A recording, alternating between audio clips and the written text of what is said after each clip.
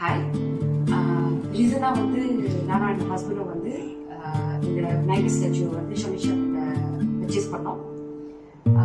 சொன்ன டைமுக்கு எக்ஸ்பெக்ட் பண்ண டைமுக்கு கரெக்டாக இவர் வந்து வீட்டுக்கு ரீச் ஆகிட்டாரு. எஸ் ஃபார் வாட் ஷோனிஷா ஆல்ஸ்டர்ஸ் அண்ட் அவங்க பேக்கிங் வந்து ரொம்ப இன்டாக்டாக இருந்துச்சு. He make sure that Vinayagar வந்து எதுவும் டேமேஜ் வைக்கக்கூடாது அப்படின்னு சொல்லிட்டு. So overall, we are so happy with this purchase, and I recommend you guys to get one from this.